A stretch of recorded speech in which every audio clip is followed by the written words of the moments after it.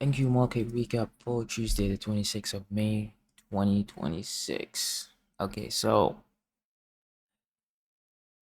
yesterday, or yeah, basically Tuesday, it was an interesting day, right? I came in with two wrong things. The main thing is me coming up with the bias from the Monday's recap, which could have been true. It just done stuff outside it and it's still low-key try to favor that bias. However, I should have not. And that's why in this recap, I'm just gonna stick it to not look at what's today's done.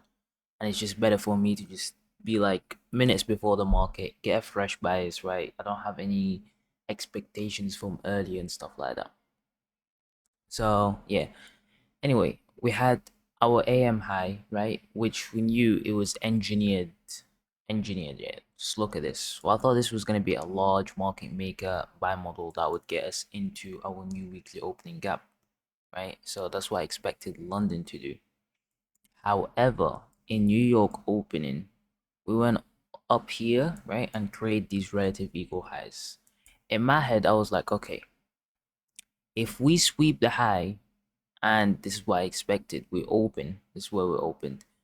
We come sweep the high, then I'm still looking for that same idea of getting all the way to our unfilled new weekly opening gap because that's a large drawn liquidity, right? If we're looking at the 4 hour, it would have made this true. Why? Because we went all the way up here. This was the candle. In that half an hour, I just wanted between 9:30 and 10. As long as we stick within this civvy, I would still expect that continuation lower, right? Preferably below the midpoint, but as long as we stay there, then everything was in play, even though it was overextended in like closing everything over in like the mini time frame. It would have been something like that. It would take the whole day. And I wouldn't mind that because I'm just looking for something short. Okay? I'm looking for something quick. Like if I took the short, it'd probably be to like here. On top of that, we have our lower quadrant, I mean upper quadrant, and the midpoint. They're lining up with the liquidity of our current new daily no, our opening range gap, right? So that's all the reasons that I'm thinking we're more likely to go lower and just leave these guys for today, as since we have taken up, if it was trailed, we have taken up so much buy side. We basically came up to OTE of this range. So it would make sense if they're trying to take it lower. If they're trying to take low, I don't know. It could be 50-50. They could reprice it higher and take them. But if they would take it lower, that's how they would do it. Take this high and then aggressively go lower and then mess around until eventually we visit our new weekly opening gap. If we weren't so bullish, but clearly we're so bullish, right? So that's why when I took the trade, they even switched to an account that um the one that I don't care about because I knew it was a 50-50 at that point. Right? Like I said, this is my thought process. Once we take the high, I'm already looking for the short. Per my rules, right? Like I genuinely wanted to tell the total swoop here. I just knew it was gonna get low at least to take all these. If it's not even gonna hit the low, this would have been enough, right? But per my rules, I can't do that because I have to trade only at 940, right? So 940, and that's when I can trade. So I mean, depending on the models.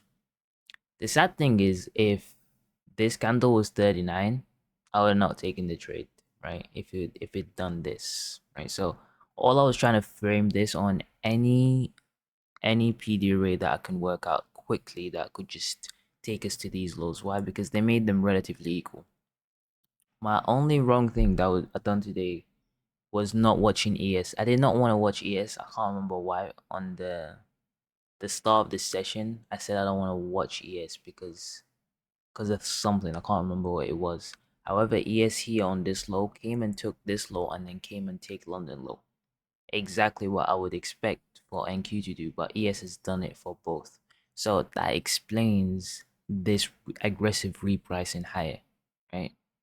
because even if it was gonna aggressive pre-pricing higher, I would have expected at least this to be taken. I'm visiting the upper quadrant. That's my minimum expectation. But because of that SMT, and I didn't see it, I had my limit short here on the first presented, trying to just catch this move, right? From here to these relative equal lows, right? Since we've already done the damage higher the whole morning. I mean, since London, we're doing the damage higher, higher, higher, higher. So that's why I expected for us to just one little take a self-let, and that's it. So once it hit my stop loss, I just knew, okay, it's gonna come back later, right? Like, yes, it's gonna go higher, right? And if I was in my bias, I'm bullish, right? The trade that I would have taken would have been nope, nope, nope. It would have been this order block right here to the highs, right? To the highs, and I probably would leave it for a bit more because I would know it would overextend to something, right? And then you just get some standard deviations out. So if this was the manipulation leg, right? And if we just put this on normal, yeah, I would expect it to go there at least, right? The 2.5. So this was just a manipulation, and I would expect it to go here, right?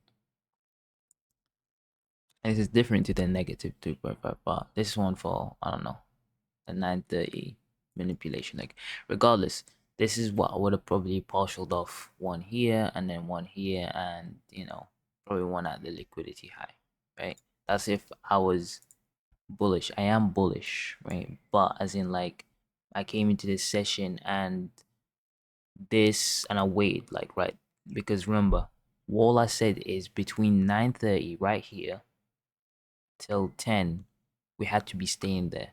When it opened like this and it did the damage here, that's why I expected it to stay in. If it stayed within this 4 hour CB, it was gonna continue bearish and we're gonna continue down. But they made sure to reprice it aggressively. And because of that, I knew later, right? Later, it's either 1050 or the lunch macro. One of them is gonna send us lower aggressively, like a lot. Okay, so I knew there would be a later would be a trade, and this is one of the days where I'm normally like one trade and gone, right? Like if I lose, I lose, right? That means I genuinely got it wrong. But because today it's not like I got it wrong, I knew there'd be they just repriced it higher. Unlucky. I'm gonna have to catch one more that's going down, but it's probably gonna come at 250. I mean 1050 all lunch, right? But I would just go with like minimum like one micro or something and just let it go all the way down. And this was basically would be my target, right? Like basically the whole run up, anybody that's chasing it, what's the first swing low to me right here? Normally it'd be like if it was lunch, I would be looking at these, but 1050 I'm looking at this low, and you can see we delivered all the way lower. So I was waiting, watching, waiting, watching, waiting, watching, and once once we hit all of this investors gap, right? Now I'm just waiting for my model entry right there. So after all of this candle typically would have delivered my limit entry, right? And I had my limit entry right there. You can see it's just, oh, it was so unlucky. It was missed by like 3 points, right? I don't care what, I will always enter on limit. I don't care about missing that whole move because I didn't wanna, um, what do you call it? Enter on market. Every time I enter on market, I mess myself up. So it's always gonna be on limit. So this candle typically does this. However, right, once we change the state of delivery, that's what I was looking for, us to get back in there. We had two models conflicting here, right? My model, which would require it to go up here, but the problem is now we have what I believe is genuinely that what ICT uses, like ICT's model, because At this current moment, we were meeting, I don't know, his requirement for time and price. I ain't gonna be showing all that, but that's what was here. And if ICT wasn't really away from the market, I would really um think he would take this exact trade right here. He would take this right here, right? He would have a smaller stop loss of this because the stop loss of this model can't permit it to get into this what do you call it, for my entry, right? I was just watching that. I was like, okay, I'm logging it because I'm not using that model right now. I'm still observing, right? I'm still observing. I'm seeing it and just studying it, but I'm very close to genuinely figuring it out. So that's cool. That model worked. What ICT, I guess, would use what he means by time and price, but that's for you lot to study if you know what I mean. But anyway, for my model, I couldn't get my entry, and he just started delivering in a high resistance liquidity fashion. But because it's distribution, right? It distributed all the way lower against all the people that were going higher, and then after that, I'm guessing like there isn't really much for the day, right? We had the PM, which worked all the way higher because we're bullish. So us not taking these lows meant we're gonna come distribute lower. That's all I'm saying. So it would have been a profitable day if I could have got my three limits entry, but now I know reasons why I wouldn't get the entry because typically I would always get the entry, but we have a case of time and price here, whatever.